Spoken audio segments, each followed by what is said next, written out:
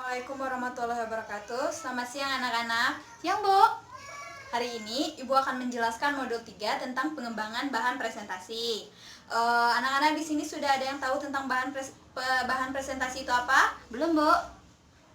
Jadi, Ibu akan menjelaskan dulu presentasi itu apa ya. Presentasi adalah metode yang digunakan untuk menyampaikan informasi dan pengetahuan kepada halayak atau audiens. Jadi banyak cara untuk mengembangkan bahan presentasi ini. Salah satunya menggunakan aplikasi PowerPoint, yaitu penggunaan PowerPoint. PowerPoint itu apa, Bu? PowerPoint itu sebuah perangkat lunak atau peranti lunak atau juga sering disebut software yang digunakan untuk membuat presentasi yang di dalamnya berisi slide-slide berupa materi-materi atau isi dari pengetahuan yang akan kita sampaikan. Juga bisa ditambahkan video, audio, clip art, juga bahkan foto-foto atau diagram dan juga grafik. Tapi sebelum membuat bahan presentasi menggunakan PowerPoint ini, ada beberapa hal yang harus diperhatikan. Yang pertama sendiri adalah presentasi yang akan kalian lakukan harus didesain dengan tujuan pembelajaran atau kompetensi yang akan dicapai, semisal untuk meningkatkan daya ingat siswa terhadap materi pelajaran yang dipresentasikan. Seperti yang Ibu jelaskan tadi, presentasi menggunakan PowerPoint ini tidak hanya berisi slide-slide, berisi materi saja, akan tetapi bisa juga kita tambahkan seperti ilustrasi visual berupa gambar, diagram, foto, card, animasi, video, atau yang lain-lain yang akan dipresentasikan. Penggunaan teks, gambar, grafik, bagan, animasi, dan video tersebut dapat meningkatkan presentasi atau daya ingat peserta atau audiens yang memperhatikan presentasi tersebut.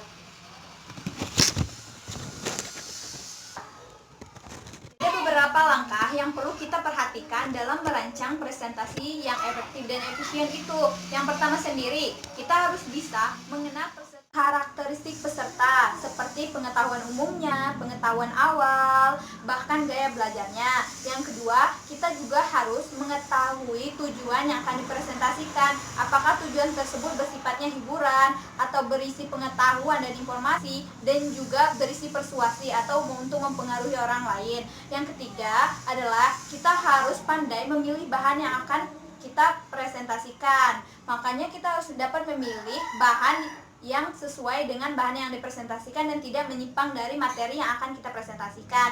Yang keempat sendiri adalah pelaksanaan presentasi. Jadi pelaksanaan presentasi ini harus bersifat sistematik dan utuh. Yang kelima adalah melibatkan audiens, artinya melibatkan audiens ini. Dan yang kelima adalah melibatkan audiens. Melibatkan audiens ini artinya melibatkan peserta yang hadir pada saat presentasi agar tidak terjadi monoton antara pemateri yang menyampaikan presentasi. Jadi audiens juga ikut andil dalam presentasi tersebut. Yang keenam adalah evaluasi presentasi. Jadi evaluasi presentasi ini digunakan untuk mengetahui kekurangan apa saja yang perlu diperbaiki jika akan melaksanakan presentasi yang akan datang untuk menjadi presentasi yang lebih baik lagi.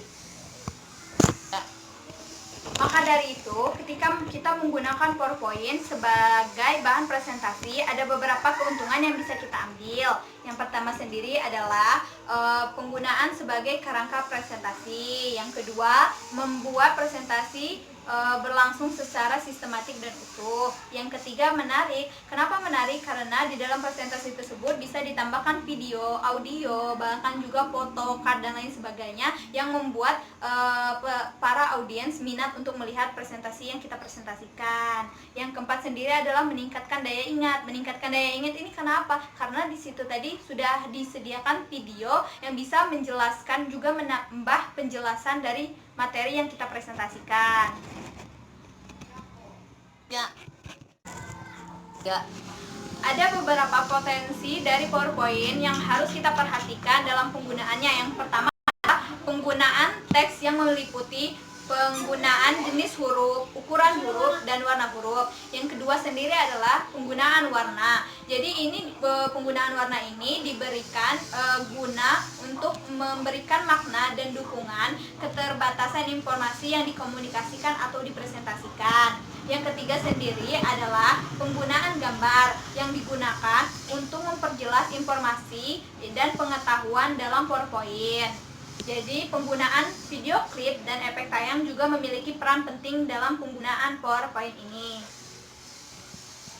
3. Berikan tips PowerPoint yang efektif dan efisien itu seperti apa. Yang pertama, gunakan ukuran huruf yang mudah dibaca oleh audiens. Yang kedua, gunakan jenis huruf yang sesuai dan mudah dibaca juga oleh para audiens. Yang ketiga, hindari terlalu banyak informasi atau tulisan dalam slide PowerPoint karena itu akan membuat para audiens tidak mau lelah untuk memperhatikan PowerPoint yang dipresentasikan. Yang keempat, perhatikan kontras antara warna huruf yang digunakan dengan warna latar belakang. Pilihlah warna yang soft dan lembut dan juga tidak menyilaukan mata. Karena apa? Karena ini akan membantu menguatkan unsur keterbacaan atau readability materi yang akan ditayangkan atau akan dipresentasikan. Itu tadi penjelasan pengembangan bahan presentasi menggunakan PowerPoint dari Ibu. Karena waktu kita sudah habis, kita sambung di minggu depan.